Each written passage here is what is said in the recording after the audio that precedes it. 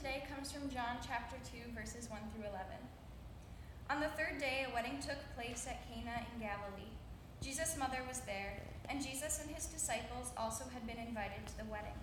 When the wine was gone, Jesus' mother said to him, "They have no more wine." "Woman, why do you involve me?" Jesus replied. "My hour has not yet come." His mother said to the servants, "Do whatever he tells you." Nearby stood 6 stone water jars, the kind used by the Jews for ceremonial washing, each holding from 20 to 30 gallons. Jesus said to the servants, "Fill the jars with water," so they filled them to the brim. Then he told them, "Now draw some out and take it to the master of the banquet." They did so, and the master of the banquet tasted the water that had been turned into wine. He did not realize where it had come from, though the servants who had drawn the water knew. Then he called the bridegroom aside and said, "Everyone brings out the choice wine first, and then the cheaper wine after the guests have had too much to drink. But you have saved the best till now." What Jesus did here in Cana of Galilee was the first of the signs through which he revealed his glory, and his disciples believed in him. This will be our text. So many of us, when we're faced with a problem, our first instinct is to find a solution to that problem. And that's a good thing, right? If we don't find solutions to our problems, we're left with the same problem. But every once in a while, we'll get in a situation where it's not our problem, right? It's someone else's problem. And even though we want to fix it, we know that if we get involved, we might just make things worse. And that's why the gift of intercessory prayer is so important. And it's important that we do this well and we do it right. And I always assumed that this story of Jesus turning water into wine was just in the Bible because it was Jesus' first miracle, and that's a pretty good reason, and that's all I saw it as. But studying it some more and taking a closer look, this is a great example for how we should pray for other people. So if we look at Mary, she comes to Jesus right away when she finds out there's no more wine. Now, this isn't just like something that's inconvenient for the time because it's a wedding and it's a party. Weddings in these days could last for up to 7 days. And it was your job as the host to provide food and drink for this entire banquet. And if you were to run out, it was actually such an offense that you could be sued if you ran out of food or wine in this case. So when Mary comes to Jesus, this isn't just, "Oh, this is really too bad, they're out of wine, what should we do about it?" This is like she probably pulled him aside where no one else could hear. She's like, "Jesus, they're out of wine." Because she knows that he can do something about it, even when she doesn't know what to do. So then, what's so fascinating is the way Jesus responds. Because Jesus knows this is a big deal. This isn't just, "Oh, how inconvenient," which I have a hard time understanding culturally the difference. But he knows this is a big deal. And instead of saying, "Okay, let's fix this right away, I know what we should do," he looks at Mary and he says, "Woman, why do you involve me?" What he says there is actually a Hebrew idiom. It would literally translate to something along the lines of "what to me and thee," which in our day would be something along the lines of "never mind," or "what is concerning to you is not concerning to me," and vice versa. So although Jesus isn't being disrespectful here, he's basically telling Mary, "Don't worry about it. It's no big deal, don't worry about it." And you'd think Mary would say, "No, Jesus, don't you understand? This is such a big problem."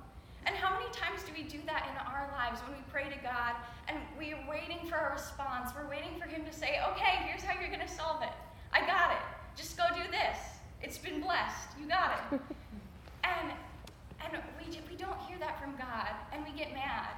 And we say, "No, God, what do you want me to do?" And he's like, "I don't want you to do anything. It's not your problem to solve." The whole reason we should come to God in prayer in the first place is because we trust him to solve the problem when we know that we can't. And that's what Mary does so great. Because after Jesus tells the woman, "Why do you involve me? My hour has not yet come," she says one thing to the servants, and then we don't see Mary again the whole rest of this passage. She provides space for God to do whatever needs to happen. Because it would be so easy for Mary in that situation to say, "Okay, well, it doesn't look like Jesus is really going to do anything. So I guess I'll take matters into my own hands. And since we do this a lot too, since I talked to God about it, whatever I decide to do has probably been blessed, and it's probably the Lord's will. So whatever I do will solve the situation, and we'll be fine. But so Mary could have turned to these servants, and she could have said, hey, go into town. I need you to find wine. Wherever you get it, just bring it. We're about to run out. And bring it back as fast as you can. And it probably would have been fine. They probably would have, had enough for the rest of the wedding celebration, and there would have been no big deal. But it wouldn't have given God the opportunity to act and bring glory back to his name.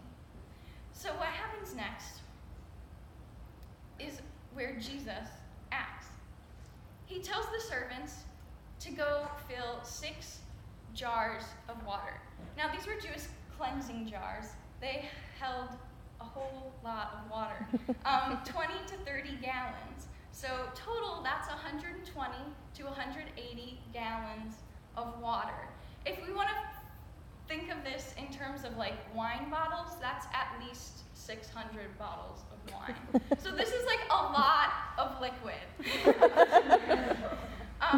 So Jesus has the servants fill them, and I always wonder, like, did the servants know that Mary went to him at, like, we're out of wine? Did they know that Jesus was going to do something with this in terms of running out of wine? Were they filling these up with water, saying, does he know that people are going to be able to tell that this is water and not wine? Like, I wonder, because for me it'd be so easy to doubt. But they just trusted him also.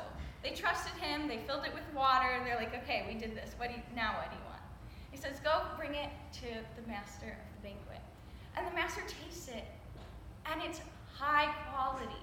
Like, Jesus doesn't just solve the problem, he doesn't just get them enough wine, and he's not like, okay, well, they had like an okay wine, and I don't need to match that, so this is like the best I have for right now. And he doesn't just fix the problem, he eradicates it.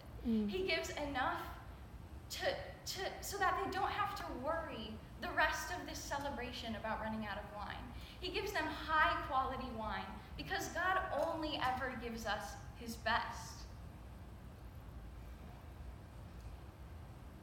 So this was the first of the signs John tells us that Jesus performed to reveal his glory. I've heard before that Mary went to Jesus because she knew he was going to perform this miracle. But we have no reason to believe that. It's not like, oh, Jesus did this before, he can do it again. This was his first sign, his first miracle. So for Mary to take that step of faith and say, Jesus, there's this problem, and to trust him to fix it, even when he didn't give her the solution, I think speaks so much to what our faith should look like, to how much we should trust and rely on God, because he knows more than we do. That's why we give him our problems. So it shouldn't surprise us when he also doesn't give us the solution, because he'll see it through to the end whether we understand it or not. I'd like to close in prayer, so if you would pray with me. Lord, I thank you for your knowledge, for your wisdom to deal with and handle the things that we don't understand and we don't even know how to begin to handle. Help us to give our full faith in you, not to rely on our own works. In your name we pray.